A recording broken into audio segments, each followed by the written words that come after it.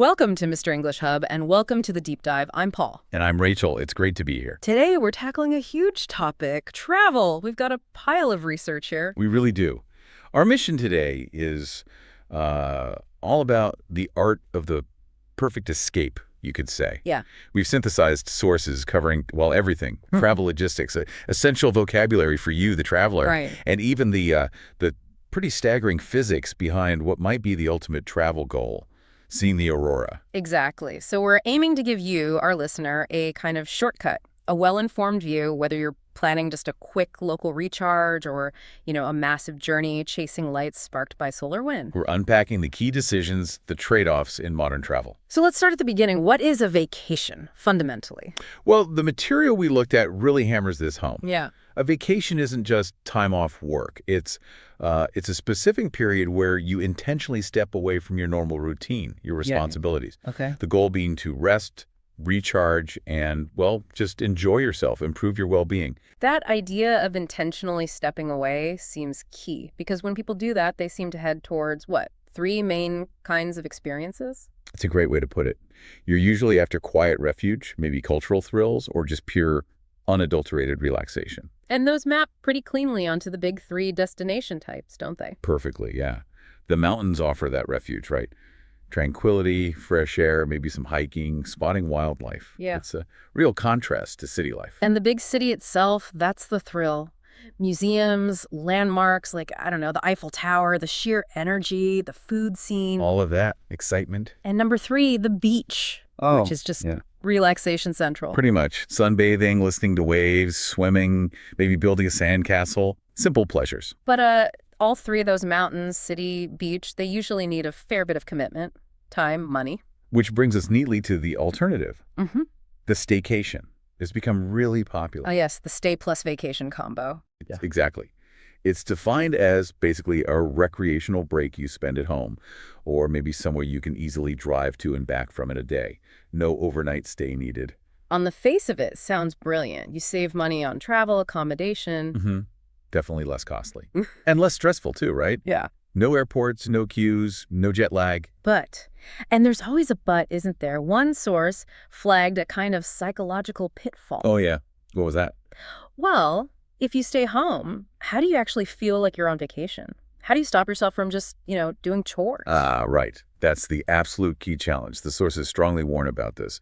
To actually get the benefit, the recharging effect, staycationers have to consciously avoid slipping back into routine. So no doing the laundry or fixing that leaky tap. Exactly. Don't run errands. Don't tackle household projects. You've got to sort of mentally reframe your home as a resort, not your regular house with a to-do list. Otherwise, it just doesn't work. You don't recharge. That's really good advice. You have to commit to the vacation part of staycation. Precisely. Okay, so we've defined the what and where. Let's pivot to the how, getting there, the practical side. What are the main transport choices and their the pros and cons? Right, the logistics. Well, the big three are car, plane, and train. And it really depends on your priorities. If you want maximum freedom, then the car or a road trip generally wins out. You set the schedule, you can stop whenever you see something interesting, pull over for photos. And crucially, you can pack way more stuff. No strict baggage limits, usually. That's a huge plus for many people. But if it's about covering long distances quickly... It has to be the plane, right? Flying's the only practical way to hop continents in hours. For sure. Efficiency is king with air travel. But you pay for that speed with, well... complexity, check-in, security theater, waiting around in airports. Yeah, it's not always relaxing, which leaves the train. The train. Often seen as the middle ground, and I think it's sometimes underrated. Could be incredibly relaxing. That's so. Well, you often get comfortable seating, maybe grab some food, and just watch the scenery roll by. Think about train journeys through, like the Swiss Alps or something. The journey becomes part of the experience. That's true. Plus, trains frequently drop you right in the heart of a city, which can save a lot of hassle compared to getting from an airport on the outskirts. Good point. Okay, transport sorted. Now, packing. This seemed really interesting in the research, how what you must pack changes so dramatically based on whether you chose the beach, mountains, or city. Oh, absolutely. The essentials are completely different. So let's break it down. Beach first. What are the non-negotiables beyond the obvious swimsuit? Right. Everyone remembers the swimsuit and towel. But the critical items, according to the sources, polarized sunglasses to protect your eyes properly, and really importantly, high-quality sunscreen. Not just any old stuff. Proper protection. Makes sense. Sunburn can ruin a trip fast. Okay, mountains. Mountains shift the focus entirely. It's about supporting your body and dealing with unpredictable weather. So footwear is key. Number one priority, sturdy, waterproof hiking boots. Ideally ones with good ankle support because terrain can be uneven and slippery. And clothing. Layers. Definitely layers. Mountain weather can change incredibly quickly, sunny one minute, cold and rainy, or even snowy the next. So you need options, including a reliable warm jacket. Okay, boots and layers for the mountains. What about the city break? I admit, I've made mistakes here before, choosing shoes that looked good but weren't practical. Even many others, I suspect. The absolute number one most emphasized item for a city trip, comfortable walking shoes. Really? Above all else. Above all else, think about it. You walk for miles exploring museums, finding cafes, seeing landmarks. Blisters or sore feet will just destroy the experience. That's true. You might pack, a smarter pair of shoes or an outfit for a fancy dinner, but for daytime exploring, comfort is paramount. Your feet will thank you. Excellent practical tips. Okay, we've covered the basics. Yeah. Travel English concepts, logistics, what to pack for those main trip types. But speaking of specialized gear, let's shift focus. Way up. Up and poleward. Exactly. Let's talk about that ultimate, maybe once-in-a-lifetime travel experience. Chasing the Aurora. We're moving beyond typical vacation planning now. Right. This is where travel meets, well, astrophysics almost. Yeah. We're talking about the Aurora Borealis, the Northern Lights, and its southern counterpart, the Aurora Australis. These incredible natural light shows, where do you typically see them?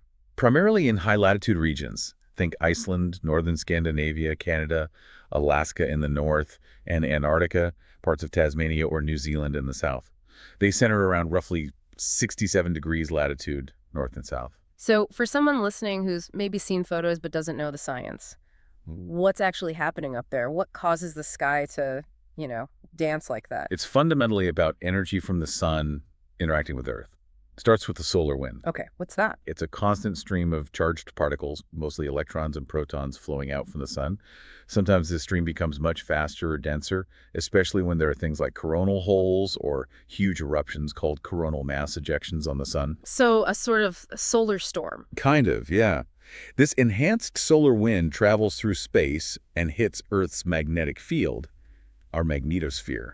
Think of it like a protective bubble around our planet. And the bubble deflects most of it. It does, but the magnetosphere gets disturbed, kind of like a bell getting rung.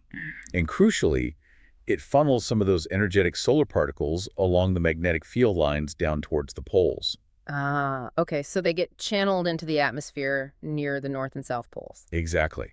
When these high-energy particles slam into the gases in our upper atmosphere, primarily oxygen and nitrogen, they transfer energy to those gas atoms and molecules. They excite them. That's the term, yes. They excite and ionize them.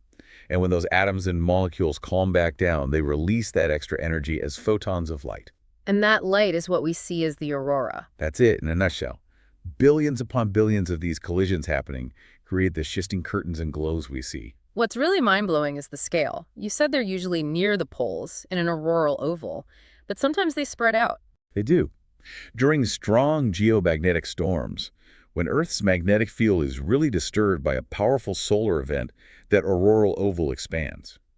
It can stretch much further towards the equator. Which means People at lower latitudes, places that normally never see auroras, might get a glimpse. There are historical records, quite reliable ones, of the southern lights being seen as far north as, say, Uruguay. Very rare, but possible. wow. And the most extreme example must be that Carrington event back in 1859. Oh, absolutely. That was a monster solar storm. Auroras were seen incredibly far south, reports from the Caribbean, Mexico, even Hawaii, apparently. It shows just how intense these interactions can get. Unbelievable. Now, when people do see them, it's not just a static glow, is it? The sources mention different shapes. Right, they're very dynamic. You can see them as shimmering curtains or drapes of light, sometimes distinct vertical rays or swirling spirals and broad arcs across the sky.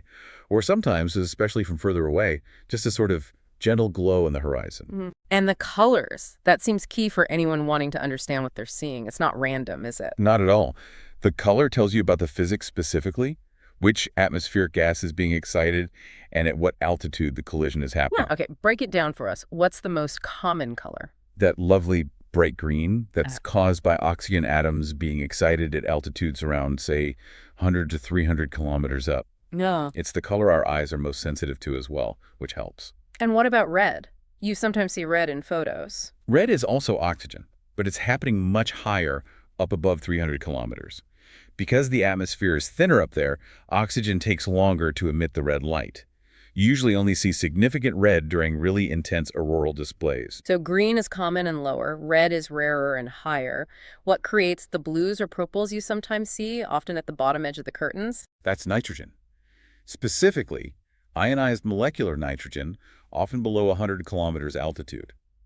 Seeing those intense blues and purples usually means the incoming particles are very energetic and penetrating deeper into the atmosphere. It's a sign of strong activity. And pinks or yellows. Those are usually just mixtures of the red and green light, or perhaps other less common nitrogen emissions. Yeah. But green, red, and blue-purple are the main players linked to specific altitudes and gases. It's like a cosmic chemistry lesson painted across the sky. Fascinating. Now let's dip into the history.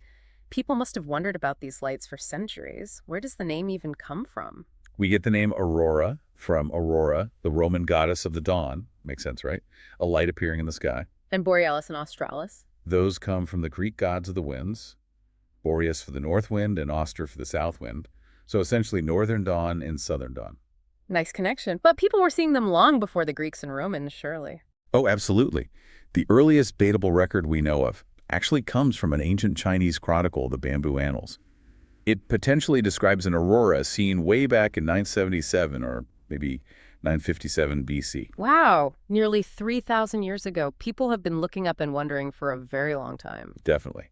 And for most of history, without any scientific explanation, they came up with myths and legends about ancestors, spirits, or celestial battles. Let's jump forward again to that 1859 Carrington event. You mentioned it caused visible auroras far south, but my favorite detail from the source is it actually impacted technology, didn't it?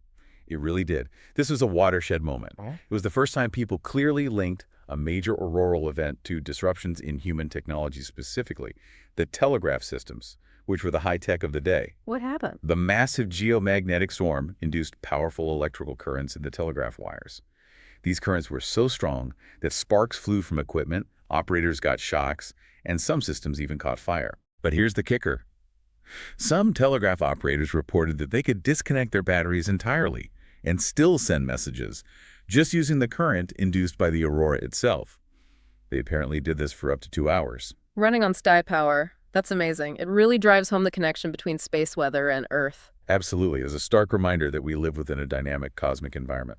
And finally, before we wrap up this section, it's worth noting, Earth isn't the only place with auroras, right? Not by a long shot. Any planet with a decent atmosphere and a magnetic field can have them. We've seen stunning auroras on Jupiter and Saturn, huge, powerful ones, because their magnetic fields are immense. Even Mars and Venus. Yes, though they're a bit different because their magnetic fields are weaker or structured differently. Oh. And perhaps most amazingly, we've even found evidence of an aurora on a brown dwarf, a sort of failed star called LSR J1835 plus 3D259. An aurora on a brown dwarf. Yep, and estimates suggest its aurora, likely red due to hydrogen, was about 1 million times brighter than the ones we see on Earth. 1 million times. Yeah. That's hard to even comprehend. Okay, wow. We have journeyed a long way today. We really have, from figuring out if a staycation is right for you to packing the right boots for a mountain trek. All the way to the physics of particles from the sun, creating light shows on Earth, and even on distant brown dwarfs. So to recap for everyone listening, Yeah. We've done a deep dive into travel planning essentials, the nitty-gritty logistics, and then explored the science, history, and sheer spectacle of the aurora. And hopefully gaining this knowledge makes everything richer, whether you're planning that quick local break or just looking up at the night sky and wondering what's happening out there. It connects the everyday planning to the cosmic. It really does. We talked about history, like those ancient records reminding us that travel can be about connecting with stories from the past. And we learned how Earth's own space environment, driven by the sun, can have very real impacts, like with the Carrington event affecting telegraphs. Which leads us perfectly into our final provocative thought for you, the listener. We know from events like Carrington that intense space weather can dramatically impact our technology and environment, even far from the poles. The sun is currently heading towards a period of increased activity, a solar maximum.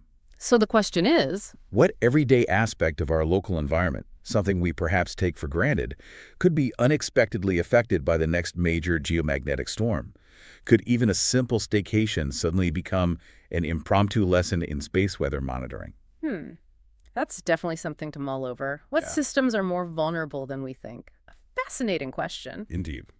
Well, that brings us to the end of this deep dive. Thank you so much for sharing all that insight. My pleasure. And thank you, the listener, for tuning in to Mr. English Hub. Keep exploring, keep learning. We'll see you next time for another deep dive.